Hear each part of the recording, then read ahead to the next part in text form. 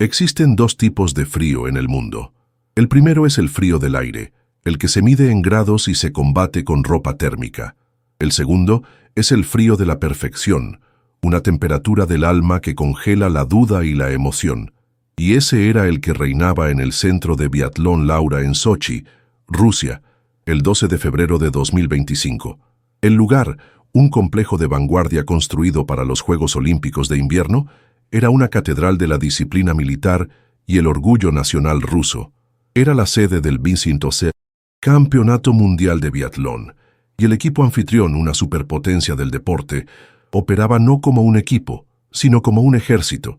Su campamento base era una fortaleza de alta tecnología, con un séquito de científicos del deporte analizando datos de lactato, psicólogos afinando la concentración de sus atletas y técnicos de esquí trabajando en ceras secretas como si fueran alquimistas. El aire a su alrededor olía a ozono, a aceite de rifle y a una confianza tan gélida y dura como el paisaje circundante, y en un contraste tan absoluto que parecía sacado de una fábula, se encontraba el modesto campamento del equipo mexicano. Eran una novedad exótica, una anomalía tropical en un deporte dominado por naciones de nieve eterna. El equipo consistía en solo 3 personas, 2 hermanas gemelas y su anciano entrenador. Su presencia era recibida con una mezcla de curiosidad, como quien observa a un animal de zoológico fuera de su hábitat, y una condescendencia apenas disimulada. No eran vistos como contendientes, sino como una nota de color, un testimonio del espíritu participativo del deporte. El equipo ruso era un despliegue de poderío, lideradas por Svetlana la Loba Siberiana, Orlova, de 28 años, la campeona olímpica reinante. Sus atletas eran productos perfectos de un sistema que había elevado el biatlón a una ciencia. Eran altas, imponentes, con cuerpos biomecánicamente impecables para el doble esfuerzo de esquiar a campo traviesa y disparar con precisión milimétrica. Svetlana era la culminación de ese sistema, una atleta cuya mente había sido entrenada para ser tan fría y calculadora como el mecanismo de su rifle. Se movía con una eficiencia depredadora, su rostro una máscara de concentración impasible. Para ella y su equipo, el biatlón no era un arte, era una ecuación con 2 variables principales, la capacidad aeróbica y la estabilidad del pulso. Y creían, con una certeza absoluta, haber resuelto esa ecuación en sus laboratorios. Su enfoque era la eliminación del error, de la variable humana, de la imprevisibilidad de la emoción. Eran, en esencia, la máquina perfecta para el biatlón. Pero ¿qué sucede cuando la tormenta llega, cuando las variables se vuelven incontrolables y la única herramienta que te queda no es la ciencia, sino algo mucho más antiguo? En la otra esquina de este universo de hielo, Citlali e Itzel Flores, de 21 años, eran la encarnación de la variable humana. Gemelas idénticas de las remotas y altas montañas de la Sierra Tarahumara en Chihuahua, no encajaban en el molde de la atleta de invierno europea. No tenían su estatura imponente. Eran más compactas, fibrosas, con una musculatura densa y poderosa forjada no en gimnasios, sino en la altitud extrema y el terreno agreste de su hogar. Su resistencia no había sido medida en una cinta de correr, había sido grabada en sus pulmones por el aire fino de los 3000 metros. Eran 2 mitades de un todo perfecto. Citlali era la esquiadora, el motor, con una capacidad pulmonar y una resistencia al dolor que eran legendarias entre los pocos que las habían visto entrenar. Su estilo de esquí no era el más elegante, pero era brutalmente eficiente, una danza de pura potencia y voluntad. Itzel, por otro lado, era la tiradora, el pulso. Poseía una calma y una capacidad de concentración que parecían sobrenaturales. Podía esquiar hasta el borde del colapso, llegar a la estación de tiro con el corazón latiendo como un tambor de guerra, y en cuestión de segundos, encontrar un centro de quietud absoluta, su pulso ralentizándose, su mano tan firme como la roca de sus montañas. Su habilidad no había sido aprendida en academias deportivas suizas o noruegas. Había nacido de la necesidad, de la supervivencia. Aprendieron a esquiar no como un deporte, sino como el único medio para moverse por su tierra en los duros inviernos, para visitar a sus vecinos, para llevar medicinas a los ancianos. Su primer par de esquís fue tallado a mano por su abuelo con madera del bosque.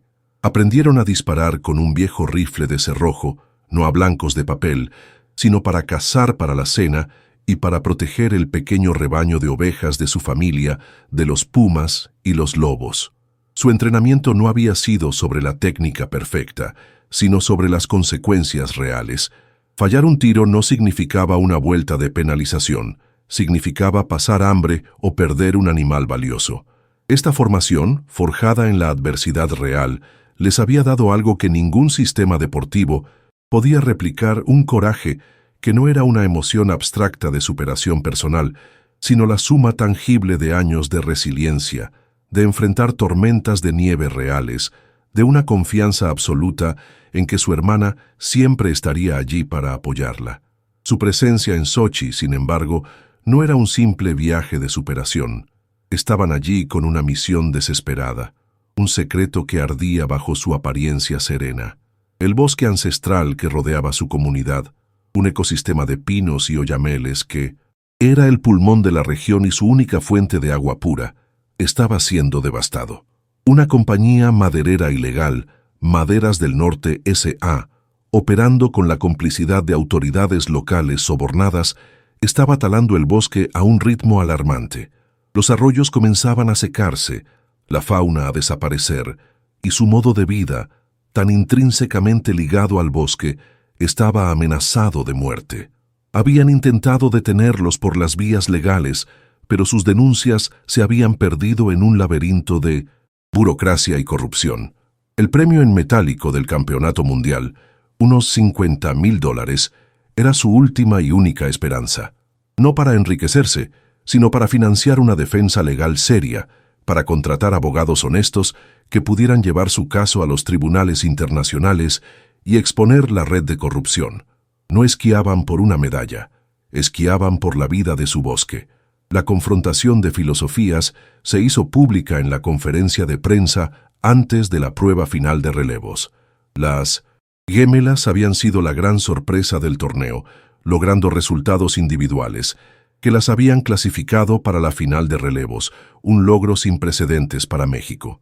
Un periodista de una agencia europea, fascinado por su historia, le preguntó a Svetlana Orlova qué opina del espíritu de lucha y el coraje de las mexicanas.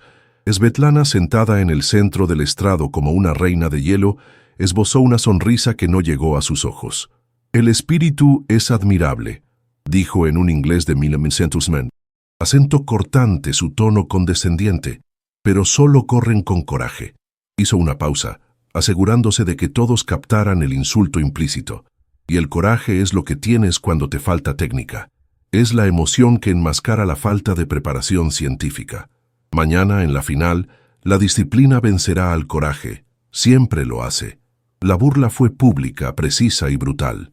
No solo las descalificó como atletas serias, sino que tomó su mayor cualidad percibida, su espíritu indomable, y la convirtió en una prueba de su supuesta inferioridad técnica. Las gemelas, sentadas en la audiencia, escucharon la traducción a través de sus audífonos. No hubo ninguna reacción visible en sus rostros, simplemente intercambiaron una mirada, una comunicación silenciosa que decía más que cualquier palabra.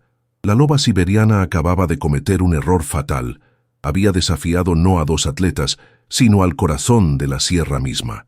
La prueba de relevos era la batalla final, el escenario perfecto para este choque de mundos. Era una prueba que combinaba la resistencia individual con la dependencia absoluta en tu compañera. Citlali, como la esquiadora más fuerte, correría la primera posta. Su trabajo era simple y brutal: mantenerse lo más cerca posible de las superpotencias, esquiar la carrera de su vida para entregarle el relevo a su hermana en una posición desde la que pudiera luchar. Itzel, la tiradora, correría la segunda y última posta. Su trabajo sería aún más difícil: enfrentarse a Sintosium. Svetlana Orlova, la campeona olímpica, en el momento de la verdad, en la estación de tiro, donde la carrera se ganaría o se perdería. La estrategia de las rusas era predecible.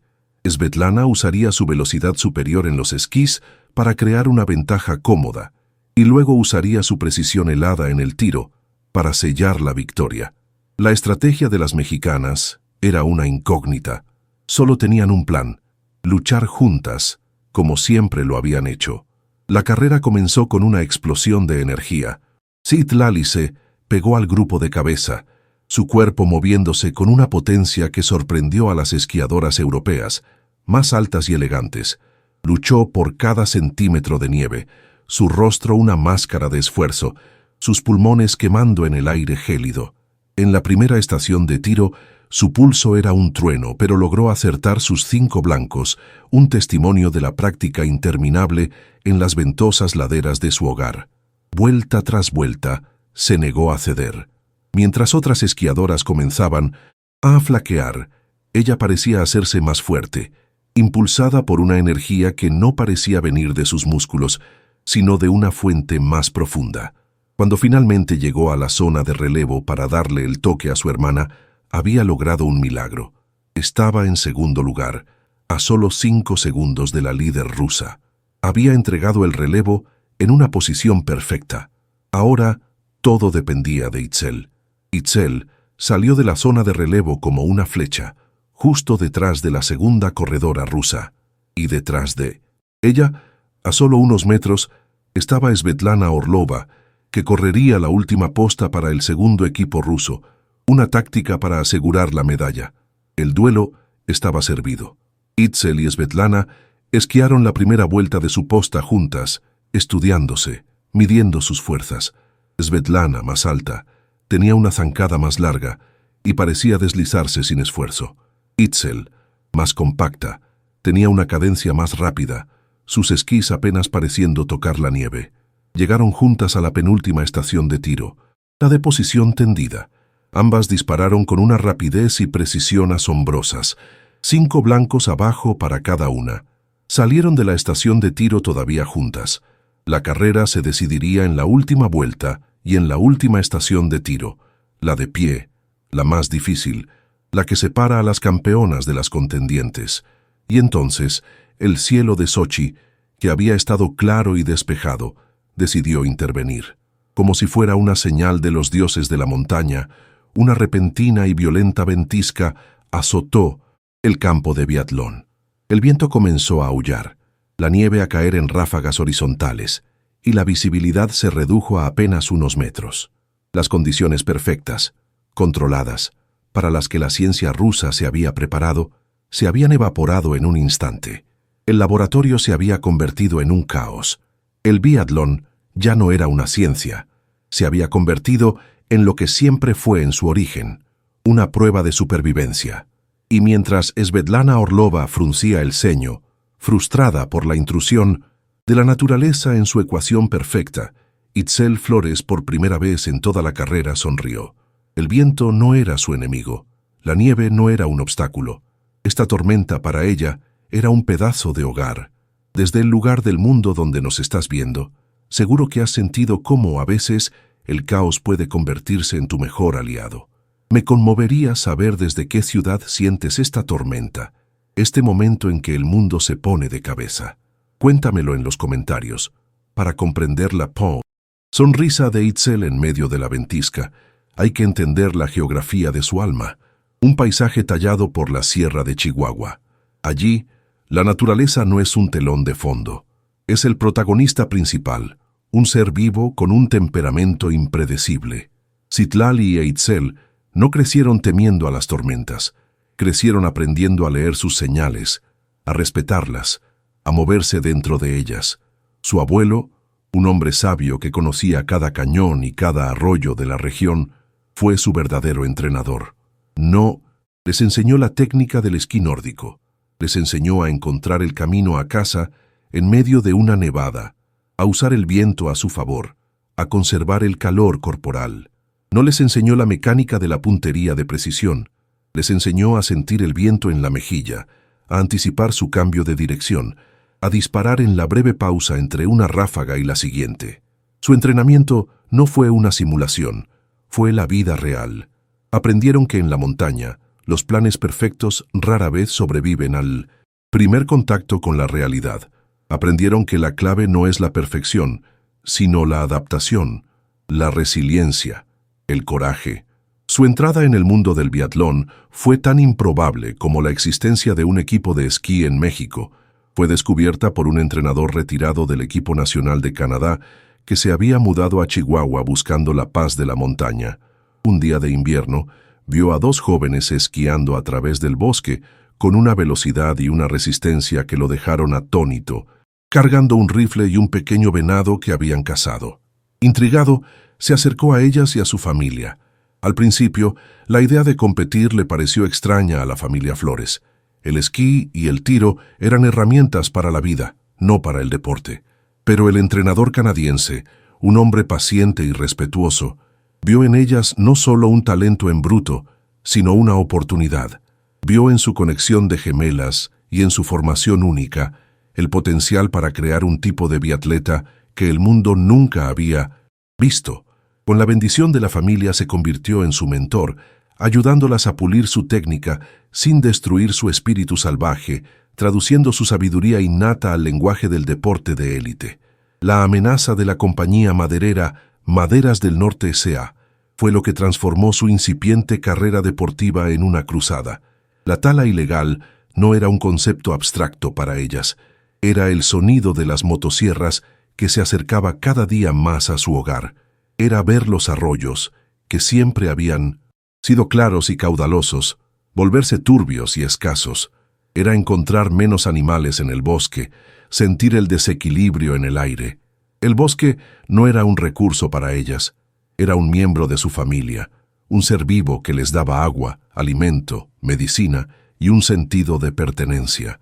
La lucha de su comunidad contra la maderera fue una lección dolorosa sobre la impotencia. Vieron a su padre y a los otros ancianos organizar protestas, presentar denuncias, viajar a la capital del estado, solo para ser recibidos con puertas cerradas y amenazas veladas. La corrupción era una enfermedad que parecía haber infectado todo el sistema. Fue entonces cuando la idea de competir a nivel internacional dejó de ser un sueño deportivo y se convirtió en una estrategia de guerra. Entendieron que la única manera de luchar contra un poder invisible como la corrupción era con una luz muy brillante, la luz de una medalla de oro en un campeonato mundial. Historias como esta nos recuerdan que a menudo los atletas compiten por algo mucho más grande que un trofeo. Compiten por la justicia, por la supervivencia de su cultura y su hogar. Si crees que el deporte puede ser una plataforma para el cambio y que las voces de quienes defienden nuestra tierra deben ser escuchadas, te invito a suscribirte a nuestro canal. Juntos podemos ser testigos de estas batallas por el corazón del mundo. El viaje a Sochi fue un testimonio de la resiliencia de su comunidad. La Federación Mexicana de Deportes de Invierno, con un presupuesto casi inexistente, solo pudo cubrir una pequeña parte de los gastos. El resto fue recaudado por su pueblo y por una red de pequeños empresarios y expatriados mexicanos que se conmovieron con su historia. Llegaron a Rusia no con la arrogancia de una superpotencia, sino con la humildad de quienes saben que cada oportunidad es un regalo. Su equipo consistía en ellas dos, su anciano entrenador canadiense y un fisioterapeuta voluntario, mientras el equipo ruso tenía un chef personal que preparaba comidas científicamente balanceadas. Ellas cocinaban su propia comida en una pequeña estufa eléctrica en su habitación de hotel, frijoles, tortillas de maíz que habían traído de casa y la carne seca que era el alimento de los viajeros en su tierra. Esta simplicidad, en lugar de ser una desventaja, las mantuvo conectadas a sus raíces, recordándoles constantemente por qué estaban allí. El desarrollo de su estrategia para la carrera de relevos fue una colaboración entre la sabiduría ancestral y la experiencia deportiva. Su entrenador canadiense sabía que no podían vencer a las rusas en una carrera de pura velocidad o en una competencia de tiro en condiciones perfectas. Su única oportunidad era si las condiciones se volvían impredecibles, si el caos entraba en la ecuación. «Ustedes no le temen a la tormenta», les dijo. «Ustedes son la tormenta». Su plan se basaba en la resistencia de Citlali y la calma de Itzel bajo presión. Citlali tenía que esquiar al límite absoluto, mantenerse lo suficientemente cerca para que la carrera se decidiera en la última estación de tiro. Itzel tenía que confiar en sus instintos, en su entrenamiento de toda la vida para disparar en las condiciones más difíciles. No era un plan basado en la certeza, sino en la probabilidad de que la montaña, incluso una montaña en Rusia, se comportara como una montaña, de forma impredecible. El conflicto interno para las gemelas durante la competencia fue el de traducir su lenguaje de supervivencia al lenguaje del deporte. Citlali, en su posta, tuvo que luchar contra el instinto de conservar energía, como lo haría en una larga travesía por la sierra. Tuvo que aprender a vaciarse por completo, a confiar en que su hermana estaría allí para terminar el trabajo.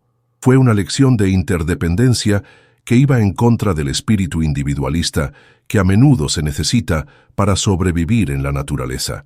Tuvo que aprender a ser parte de un equipo de dos, donde su esfuerzo máximo era solo la mitad de la ecuación. Para Itzel, el desafío era aún más sutil. En la estación de tiro, rodeada de la tecnología más avanzada, con un rifle de 500.000 MX-100 en sus manos, tuvo que luchar contra la tentación de confiar demasiado en esa tecnología. Su mira telescópica era increíblemente precisa, pero solo funcionaba si el tirador estaba perfectamente quieto y el viento era constante. Su entrenamiento en la sierra le había enseñado que la verdadera precisión no viene de la óptica, sino del cuerpo, de la capacidad de sentir el entorno y adaptarse a él en una fracción de segundo.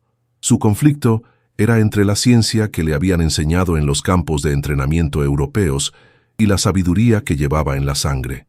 Tenía que encontrar el equilibrio perfecto entre las dos, usar la tecnología como una herramienta, pero confiar en su instinto como su guía final. La arrogancia de Svetlana Orlova en la conferencia de prensa fue el catalizador que solidificó su resolución.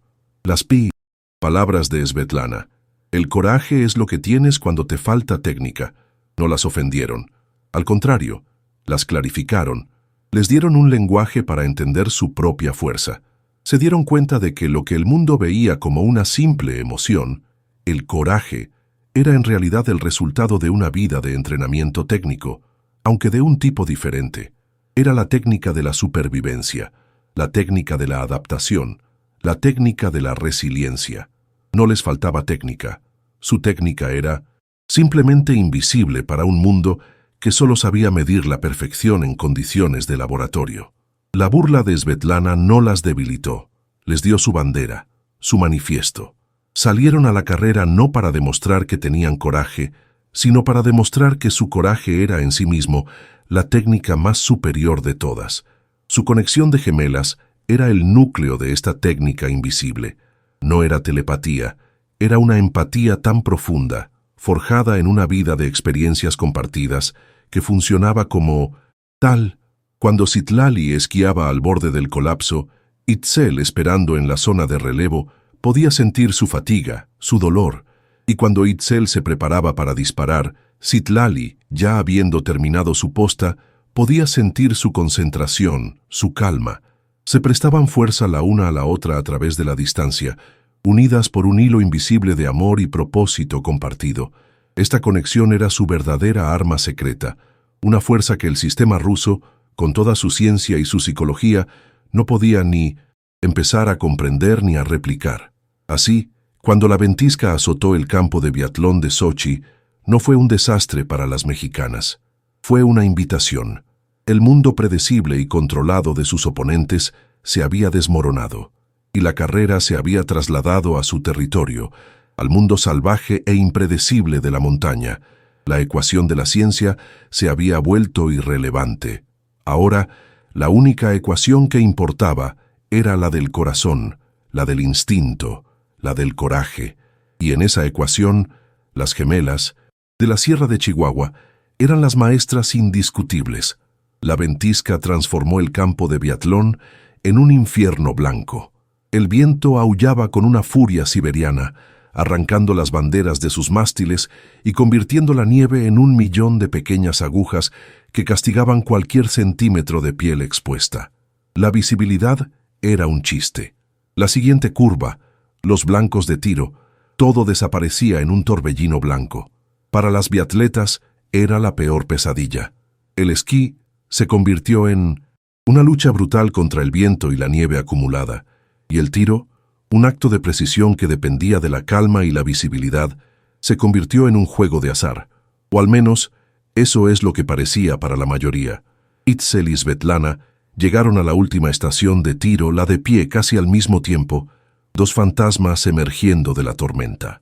El oro del campeonato mundial se decidiría allí, en esos 5 pequeños blancos negros que ahora apenas se distinguían a 50 metros de distancia. Le Besús estadio, aunque protegido de la nieve, estaba sumido en un silencio tenso, la multitud observando en las pantallas gigantes las imágenes borrosas de la batalla final. Svetlana Orlova, la encarnación de la perfección científica, llegó a su puesto de tiro y comenzó a ejecutar su protocolo. Era un procedimiento que había practicado cientos de miles de veces en condiciones controladas. Se quitó los esquís, tomó el rifle, cargó el cerrojo, todo con una eficiencia mecánica. Pero entonces se enfrentó a una variable que no podía controlar: el viento. Las pequeñas banderas que indicaban la dirección del viento giraban como locas, cambiando de dirección cada segundo. Svetlana se arrodilló, adoptó su postura perfecta y miró a través de su mira de alta tecnología. Pero el viento impredecible hacía que la imagen temblara, que la cruz de la mira bailara alrededor del blanco. Se frustró. Su sistema, basado en la predicción y el control, estaba fallando. Esperó, intentando encontrar una pausa en el viento, un momento de calma que le permitiera disparar. Pero la calma no llegaba. La tormenta no seguía sus reglas. Cada segundo que pasaba, su frustración crecía, su pulso se aceleraba y la ventaja de su calma helada se evaporaba. Este es el momento en que los planes perfectos se encuentran con la cruda realidad, cuando la ciencia se enfrenta al caos. Si alguna vez has sentido que la verdadera prueba llega cuando todo se descontrola, te pido que te suscribas a nuestro canal. Sé testigo de cómo la sabiduría forjada en la tormenta está a punto de dar su lección final. A su lado, Itzel Flores hizo algo completamente diferente. Llegó a su puesto, sí, pero su enfoque no era el mismo. No luchó contra la tormenta. La aceptó. En lugar de mirar inmediatamente a través de su mira, hizo lo que su abuelo le había enseñado. Cerró los ojos por un instante. Ignoró la tecnología, el rifle, los blancos. Se concentró en sentir. Sintió el viento en su rostro, notando su patrón, su ritmo, la forma en que las ráfagas venían en pulsos. Escuchó su aullido no como un ruido, sino como una música, una canción que conocía de toda la vida. No estaba tratando de predecir la tormenta, se estaba sincronizando con ella, se estaba volviendo parte de ella. Y entonces abrió los ojos. No había frustración en su mirada, había una calma profunda, una aceptación. Estaba en casa. Y entonces, en un acto de una audacia y una confianza que dejó al mundo boquiabierto, Itzel comenzó a disparar. No esperó una pausa en 1900. El viento hizo lo contrario. Disparó en una secuencia rápida, casi instintiva, utilizando el ritmo de la propia tormenta. Disparaba en la breve calma que seguía a cada gran ráfaga, su cerebro y su cuerpo haciendo cálculos complejos de tiempo y trayectoria que ninguna computadora podría replicar. Su primer disparo, un estallido agudo en el aullido del viento. El blanco cayó. ¡Clac! Su segundo disparo, apenas un segundo después. ¡Clac! El blanco cayó. Su cuerpo se movía con una fluidez animal, absorbiendo el impacto del rifle, cargando el siguiente tiro, todo en un solo movimiento. ¡Clac! ¡Clac! 4 disparos, 4 aciertos. El público y los comentaristas observaban en un silencio atónito. Era una locura. Era imposible. Era hermoso. Svetlana, al escuchar los disparos rápidos y los aciertos de Itzel, entró en pánico. La presión se volvió insoportable. Abandonó su espera y trató de disparar rápidamente también, pero su técnica, tan perfecta en condiciones de calma, no estaba hecha para el caos. Su cuerpo estaba tenso, su respiración descontrolada. Disparó, falló. El pequeño blanco negro se negó a caer. Mientras tanto, Itzel se preparaba para su último disparo. Sabía que si acertaba, la carrera habría terminado. Respiró hondo una última vez, sintió el pulso de la tormenta y apretó el gatillo. ¡Clac! El quinto blanco cayó. 5 de 5. En medio de una ventisca, en la final del campeonato mundial, había logrado una ronda de tiro perfecta. El fallo de Svetlana la obligó a esquiar una vuelta de penalización de 150 metros, un ataúd en una carrera tan reñida. Cuando Itzel salió de la estación de tiro, ya con los esquís puestos, Svetlana apenas estaba comenzando su vuelta de castigo. La ventaja era decisiva. La última vuelta de esquí de 2.5 kilómetros fue un infierno blanco, una lucha contra la nieve profunda y el viento cegador. Pero para Itzel era solo un paseo por la montaña, un camino que había recorrido 1000 veces. Esquió no con la desesperación de quien huye, sino con la fuerza tranquila de quien se dirige a casa. El coraje, la técnica forjada en la adversidad, la había llevado a la victoria. Entró en la recta final del estadio sola. La ventisca amainaba ligeramente, como si la propia montaña se hubiera calmado para ser testigo de su triunfo. Cruzó la línea de meta. No hubo una explosión de alegría, no hubo un grito de victoria. Simplemente se deslizó hasta detenerse, se apoyó en sus rodillas, jadeando, y luego se arrodilló en la nieve, con la cabeza inclinada. Era un gesto de gratitud, de alivio, de deber cumplido. Su hermana Citlali corrió a su encuentro y se abrazaron en medio de la nieve que caía, dos hijas de la sierra que habían conquistado el mundo no luchando contra la tormenta, sino convirtiéndose en ella. La cámara enfocó a Svetlana mientras terminaba su vuelta de penalización y cruzaba la línea de meta en segundo lugar, casi un minuto después. Su rostro ya no era una máscara de arrogancia, ni siquiera de frustración. Era una máscara de vacío. Su ciencia, su disciplina, su sistema perfecto se habían demostrado inútiles frente a la fuerza impredecible de la naturaleza y el espíritu humano. Había despreciado el coraje, y el coraje le había enseñado la lección más dura de todas, que la técnica te prepara para el mundo como debería ser, pero es el coraje lo que te permite conquistar el mundo como es. La ceremonia de premiación tuvo lugar mientras la nieve seguía cayendo suavemente. Las gemelas Flores, en lo más alto del podio, con las medallas de oro colgando de sus cuellos, no sonreían para las cámaras, sonreían la una a la otra, y en esa sonrisa compartida estaba la imagen de su bosque, de su río, de su comunidad. Habían cumplido su misión, habían hecho que el mundo escuchara el grito silencioso de su hogar. La victoria de las hermanas Flores fue mucho más que una sorpresa en el campeonato mundial. Fue una leyenda instantánea, la historia de las hermanas Coraje de la Sierra de Chihuahua que derrotaron a la maquinaria científica rusa en medio de una tormenta de nieve, se convirtió en una de las narrativas más poderosas y repetidas de los deportes de invierno.